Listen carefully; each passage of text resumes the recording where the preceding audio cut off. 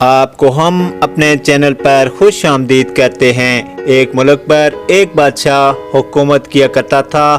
بادشاہ بہت رحم دل اور اچھا انسان تھا۔ وہ غریبوں کا ہمدرد تھا، مجبور لوگوں کی مدد کرنے میں کسی سستی سے کام نہیں لیتا تھا۔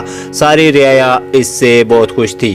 اس کی اولاد بھی تھی، اس میں سے اس کی ایک بیٹی کا نام نیلوفر تھا۔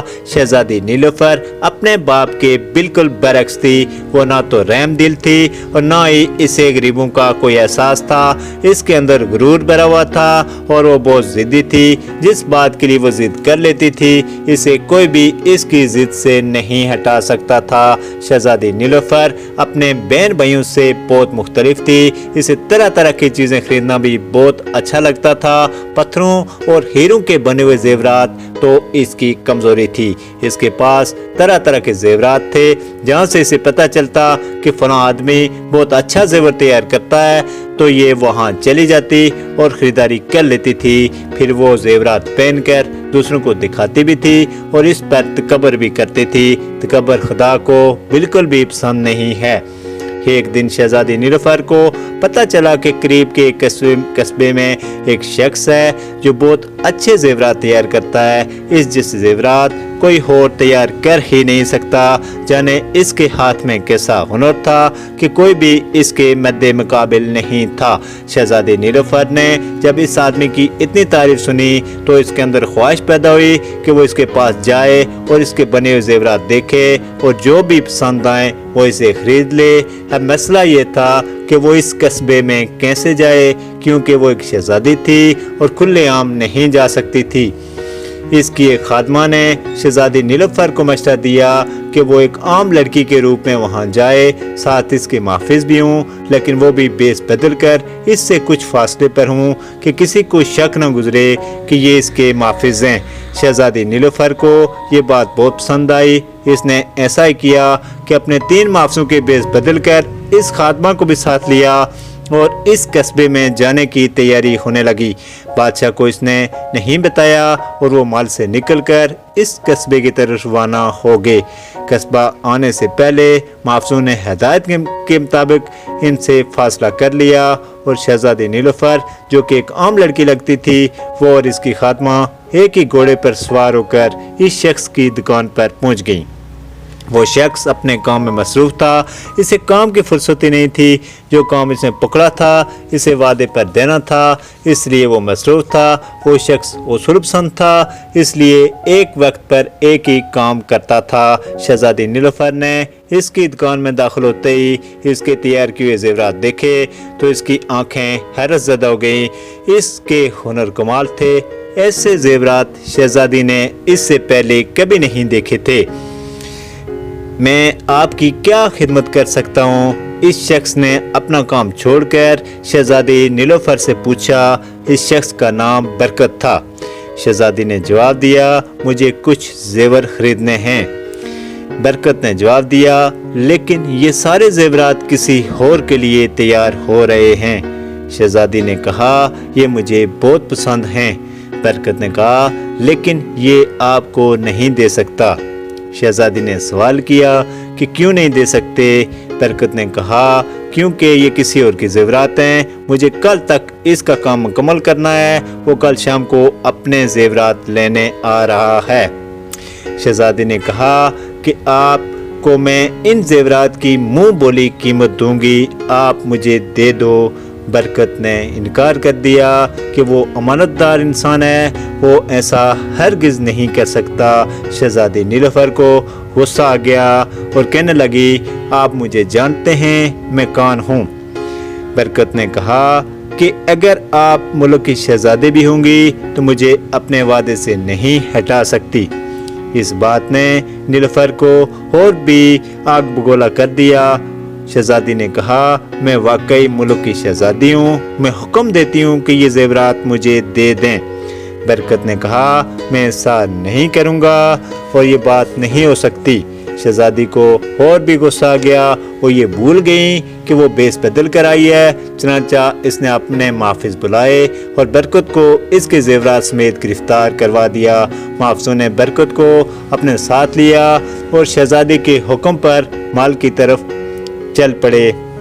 महल में पहुंचकर शहजादी नीलोफर ने हुक्म दिया कि बरकत को कैद खाने में डाल दिया जाए। महफूज ने बेगुनाह बरकत को कैद खाने में डाल दिया। तमाम जेवरात शहजादी नीलोफर ने अपने कब्जे में कर लिए और वो बहुत खुश थी। बेचारा बरकत कैद खाने में आंसू भी बहाता रहा और अपनी रिहाई की दुआ खुदा से करता रहा। इस बात का किसी को भी इल्म नहीं था कि शहजादी नीलोफर ने गुस्से में आकर ये काम किया है। दूसरे दिन शहजादी नीलोफर की एक सहेली की शादी थी, इसे वहाँ जाना था। नीलोफर तैयार होकर खूब जेवरात पहनकर इसकी शादी के लिए अपने माफसूं के साथ महल से निकली तो अचानक मौसम तब्दील होने लगा।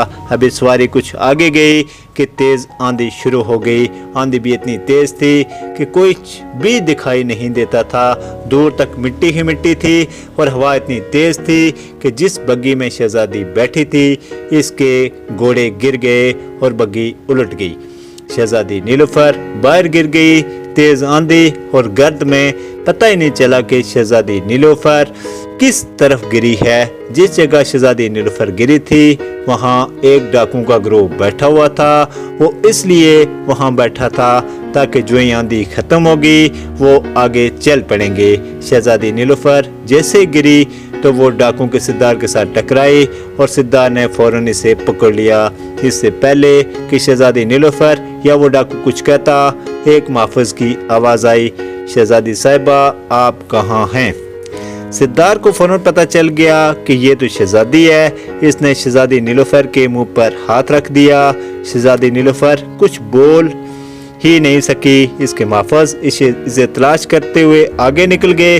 आंधी में कुछ दिखाई तो देता नहीं था, वो बहुत दूर निकल गए थे। शहजादी नीलोफर ने बामुश्किल अपने आप को सिद्धार की गिरफ्त से छुड़ाया और बोली, जानते हो मुझे मैं कौन हूँ? डाकू ने कहा, हाँ मैं जान गया हूँ कि तुम शहजादी हो। शहजादी ने कहा, अभी मेरे महफूज तुम्हें सबक सिखाते हैं। आंधी कम हुई तो वो डाकू शहजादी को लेकर इस जगह से चले गए। दूर एक जंगल में इनका डेरा था, वहाँ उन्होंने शहजादी को बांध दिया। जब शहजादी नीलोफर को होश आया तो इसने खुद को बंधा हुआ देखकर चिल्लाना शुरू कर दिया। सिद्धार पहले तो चुप कराता रहा, लेकिन जब शहजादी नीलोफर ने खामोशी इख्तियार न की तो इसने एक थप्पड़ शहजादी को मार दिया। शहजादी नीलोफर फिर बेहोश हो गई। जब वो दोबारा होश में आई तो डाकू खाना खा रहे थे। अब शहजादी नीलोफर चिल्लाई नहीं बल्कि बेचारगी से बोली, मुझे प्यास लगी है। डाकू के सिद्धार ने कहा कि इसको पानी दे दो। एक डाकू ने एक पुराने से बर्तन में शहजादी को पानी दिया। शहजादी ने पहले बर्तन को देखा लेकिन वो उस वक्त बहुत मजबूर थी, शदीद प्यास लगी हुई थी, इसलिए इसने पानी पी लिया। शहजादी ने कहा कि मुझे छोड़ दो, मैं तुम्हें बहुत से हीरे दूंगी। सिद्धार ने कहा कि कहाँ हैं हीरे? शहजादी ने कहा कि मेरे महल में हैं। सिद्धार ने कहा कि अब तुम महल में कब जाओगी? सिद्धार ये कहकर हंसा। अचानक शहजादी नीलोफर की नज़र अपने जेवरात पर पड़ी तो इसके गले में नहीं थे, हाथों की उंगलियां भी खाली थी। मेरे जेवरात कहाँ हैं? शहजादी ने कहा। डाकू ने कहा कि वो हमारे पास हैं। शहजादी ने कहा, फिर तो आप लोग मुझे जाने दो। डाकू ने कहा कि तुम्हें क्यों जाने दें, तुम सोने की चिड़िया हो।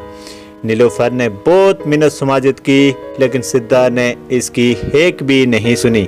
इस जंगल के करीब ही एक मंडी लगती थी जहां गुलाम बिकते थे। सिद्धार अपने दो साथियों के साथ शहजादी नीलोफर को इस जगह ले गया ताकि नीलोफर को बेचकर बहुत सी कीमत वसूल कर सके।